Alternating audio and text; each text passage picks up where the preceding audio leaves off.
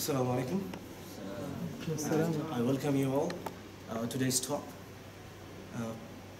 In this semester, actually, this is for the first time we are organizing this sort of program, and we have a plan that maybe in future, inshallah, we'll be holding this sort of programs more. This time we are having a talk, and this is first of its kind, and the talk will be delivered by Mr. Eric Beer, and the topic, you know it, that's a fable. The fable is true with a moral. Maybe actually you know about stories, maybe in Arabic you saw it kissa, but there are some differences with the traditional stories. In fables you'll find the animal stories, it's a short kind of narrative, but with some kind of moral lesson. So our today's presenter, Mr. Eric Beer, he will elaborate on this, and I hope that in the coming days, those who are studying literature, especially courses with novel and short stories, they will find it very effective and very useful. I hope that you will enjoy it. So without further ado, I would like to invite Mr. Eric Beer to give his talk. Thank you very much.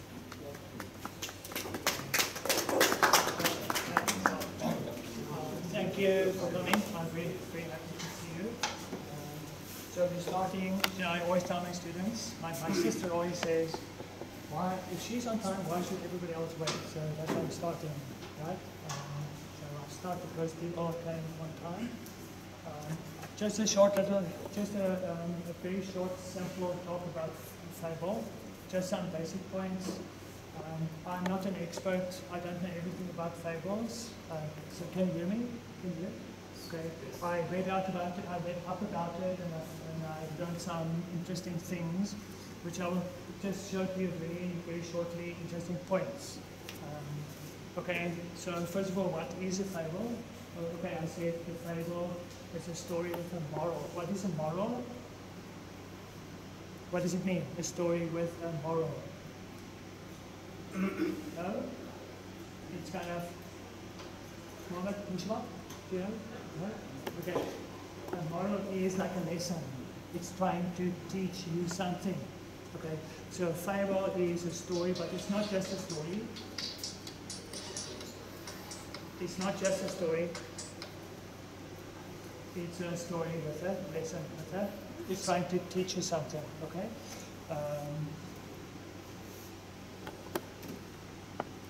Okay, what is a fable? Okay, first of all, it's a form of literature. So some of you, all of you, when you get to level 5, 6, whatever, you're going to do literature.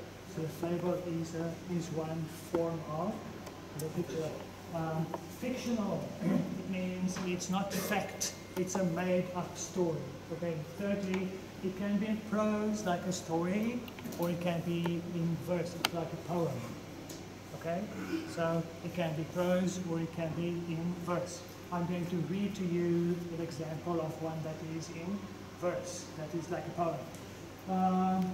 Okay, who are the characters? Animals very often. So usually when people say fable, they think, oh, animals. Okay, usually even me, if you said before I read up about it, even if you said to me fable, I would say animal. Okay, but it's not just animals. It can be plants. It can be inanimate objects. It means dead things, like a tongue or a tooth or whatever. Okay, it can be forces of nature: wind, sun, storm, water, floods, rivers, whatever. Okay, so anything. And then it's given human qualities. Okay, it becomes like a person. So a river can talk, a sun can talk, a cat can talk, okay? And it has always there is a little lesson, always. So that is always there, always. Fable has a little lesson, that's it. Okay, so it's a form of literature, it is a story, it is made up. It can be in prose or in verse, animals, creatures, plants, inanimate objects. Okay, but they act like people, so animals can talk, and there's always a little story. History. Okay, folk literature. It's literature, but it's folk. How did it start? among people, ordinary people who made up stories. Okay, so it didn't start as a written form. It started as something that people told. Okay, it started as stories that people told. Yes. Okay, it doesn't start with people writing books or writing the stories. It started with people telling the stories. Okay, spread by oral transmission. How does it spread? By telling the stories. It's found in every literature, every country on this planet, every culture has a fable, has fables. Okay, then the most famous one probably is called Aesop. A-E-S-O-P, we say Aesop. So usually when you think fable, you think Aesop, Aesop's fables, but actually he was only one person who wrote fables. There are many more people who write fables. There's the word Aesop. I had to look up the pronunciation of that one. Aesopica. All the fables together of Aesop are called the Aesopica. Okay, so if you want to use one word for all his fables, you use Aesopica. Aesop the man, some people, people don't know. Some people say he was a slave. Some people, so do we really know? No, we actually don't really know much about him. And okay, fables in ancient Greek and Roman education. So today you may think a fable is just a story, but actually many thousands of years ago, maybe 2,000 plus years ago, it was used in school. Students had to study fables, they had to write fables, they had to explain fables. It was used. It was also used in public speaking when students, I always say to my students, every time somebody comes in, everybody. Okay. Hello, sir. Hello. So it was used in education. People had to use them to make speeches. They had to write their own fables. So it was actually used in school. You had to study them. Okay, something about history. Okay, today, Africa, where I come from, yes, lots of fables. When I looked on the internet, there is one collection, Nelson Mandela, Nelson Mandela's favorite fables. Okay, lots. And why? Because Africans, where I come from, black Africans, they love telling stories. They love telling stories. Okay, and because they live close to nature, there are lots of stories about animals, plants, trees, and things.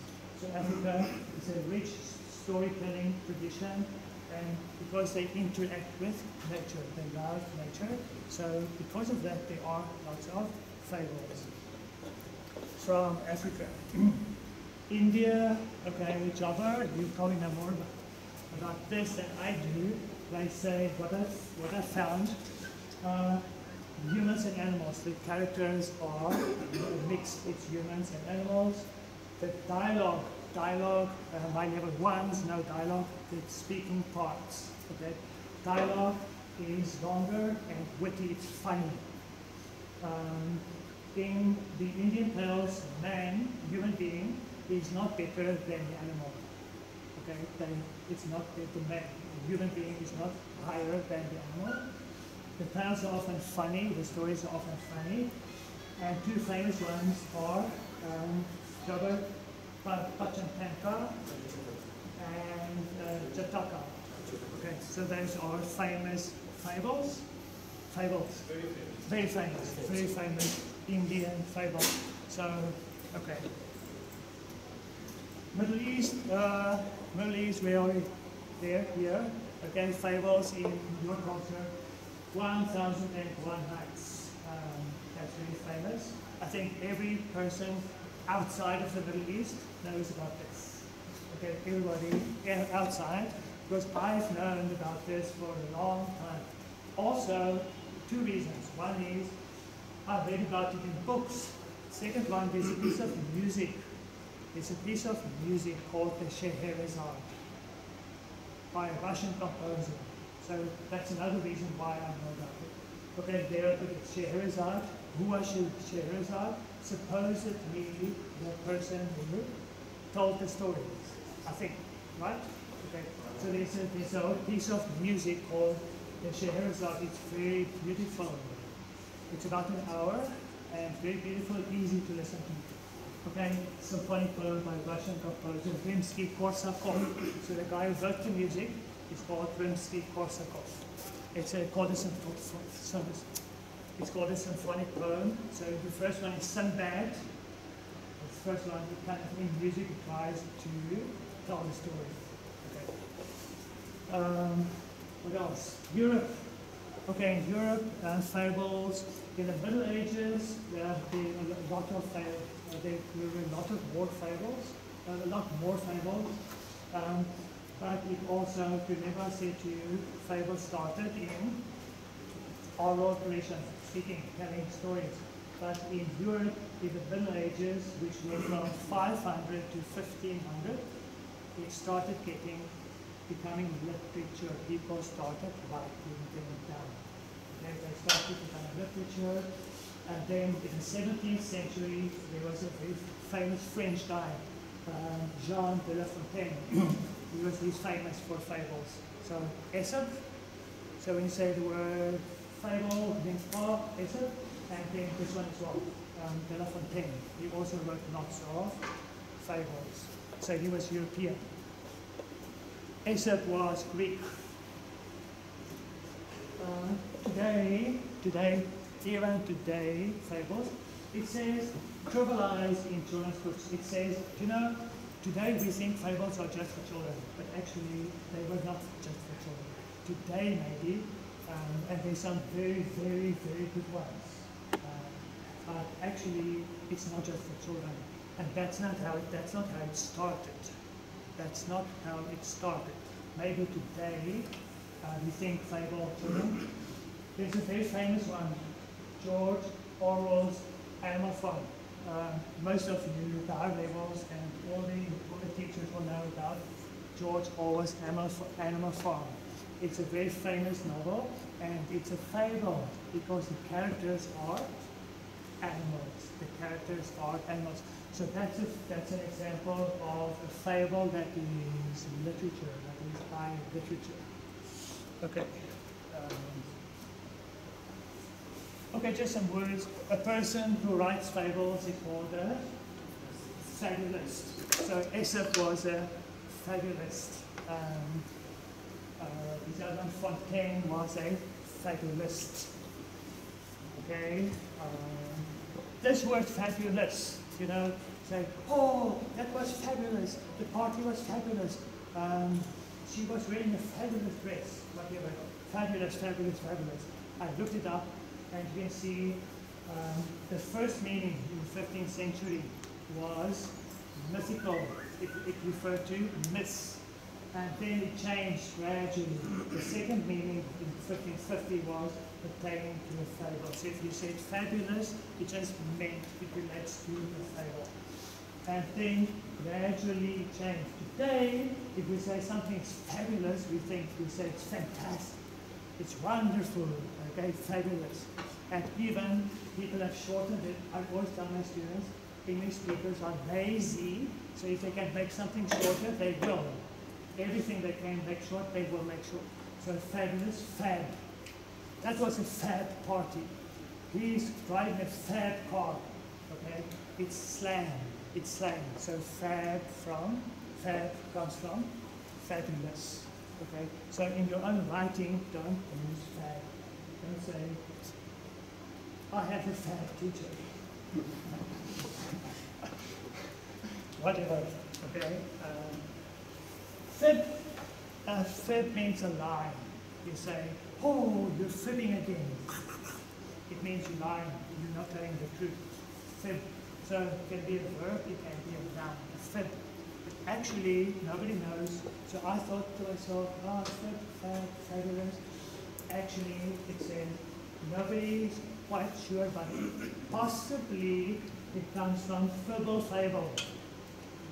So the word fable is possibly somewhere in there.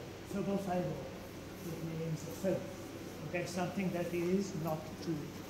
Some stories people talk. Huh? Some stories people talk to sleep. That's it, something that you just cook up, you make it up. Okay, it's a lie, you make it up, a fable. Okay. Authors, okay, just some people who wrote fables. Aesop, the most famous one. Do you know, this one surprised me, Leonardo da Vinci. Do you know Leonardo da Vinci? Yes. Okay. He also wrote fables to me. I thought, wow, I never knew this. Okay, so actually, he's not well known for it, but he wrote some fables.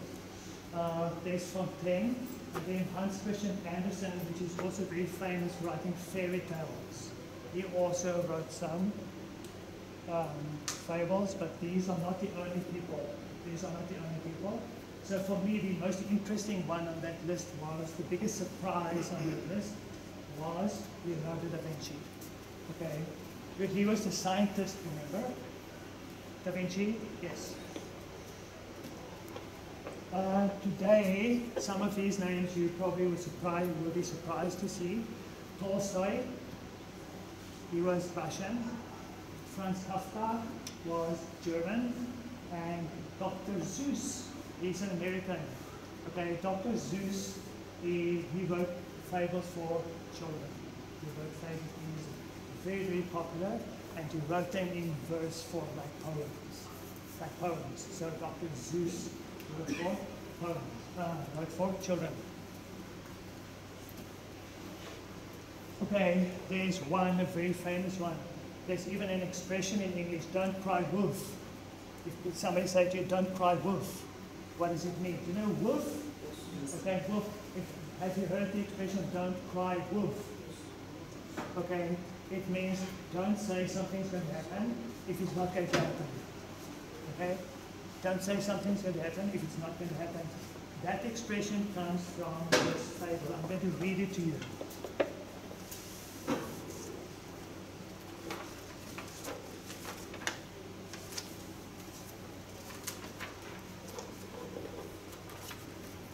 There once was a shepherd boy who was a shepherd looking after sheep, who was bored as he sat on the hillside watching the sheep. To amuse himself, to make it less boring, he cried, he shouted, "Wolf, wolf! The wolf is chasing the sheep." So what happened? Everybody came running because they wanted to chase away the wolf. So when they got there, he said, "Oh, I was just joking." Funny, right? So they went back again. So the shepherd was sitting there, getting bored again, and he said, "Wolf, wolf!" And everybody came running again, and when they got there was no wolf. So he said, "Ha, ha, ha, ha." So they were getting really angry.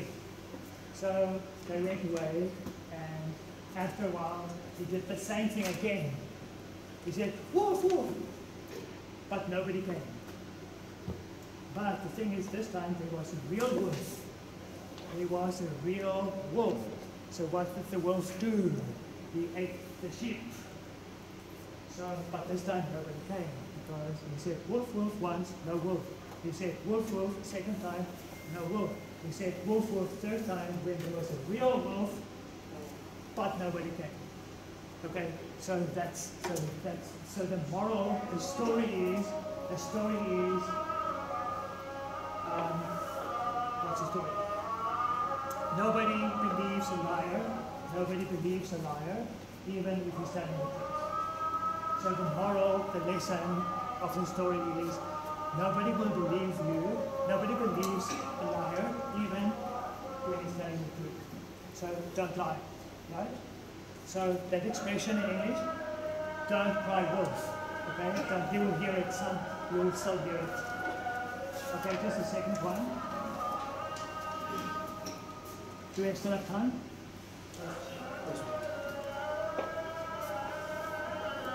There's a funny picture there. There's the tongue and the teeth. Okay, that's an apple with teeth and the tongue sticking out. Okay, the tongue and the teeth. Okay, that's a people.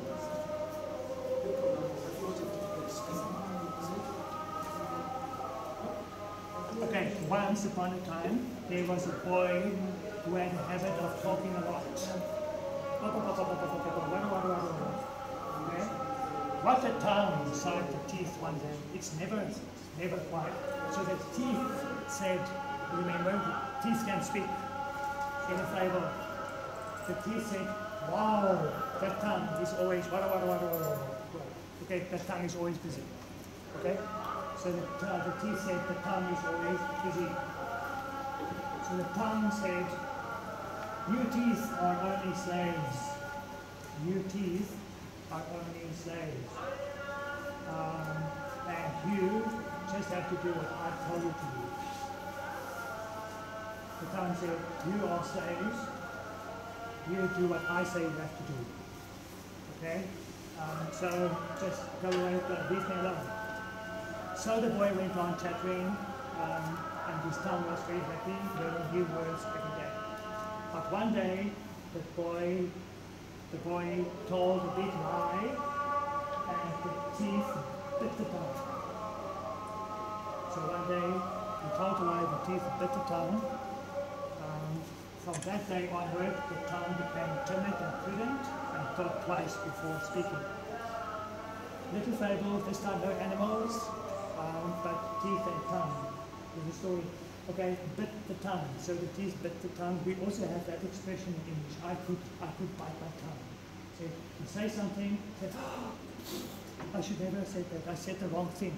You said, I wanted to bite my tongue.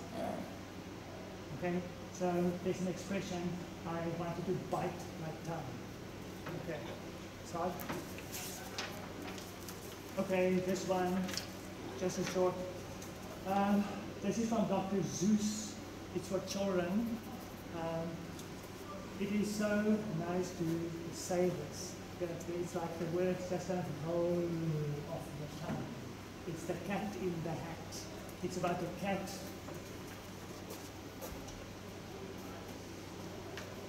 It's about a cat with a hat. Okay, so basically what happens is a cat and, okay, two children are playing, and then the mother goes away, they're left behind, and then the cat appears and he starts doing tricks. Okay, but the characters are, there's a boy and a girl and the fish also talks. Okay, so makes it a fable because the fish also talks. The cat does all kinds of tricks and eventually gets him into trouble, almost gets him into trouble, and eventually his mother gets back. I'm just going to read a little bit. It's like a poem, it's for children, and just reading it, just saying it is actually very enjoyable. It says, the sun did not shine, it was too wet to play. So we sat in the house all that cold, wet day. I sat there with Sally, we sat there, we two, and I said, how I wish we had something to do. Too wet to go out and too cold to play ball, so we sat in the house and did nothing at all. So all we could do was to sit, and we did not like it, no, not one little bit. And then something went bump. How that bump made us jump. Then we looked, then we saw him step in on the mat. We looked and we saw him, the cat, in the hat. He said to us, why do you sit there like that? I know it's wet and the sun is not sunny, but we can have lots of good fun that is funny. I know some good games we could play, said the cat. I know some new tricks, a lot of good tricks. I will show them to you. Your mother will not mind at all if I do. Okay, so it carries on. I would have loved to read the whole thing, but it's too long. Because some of it is really, really funny. And if you know, children actually like poetry. You might think children don't like poetry. They love poetry. Children love poetry. They really like it. So this kind of thing, which really it flows very easily. It's nice to tell. It is nice to listen to. Children love it. Okay, so that is a modern one for children. That's a modern one.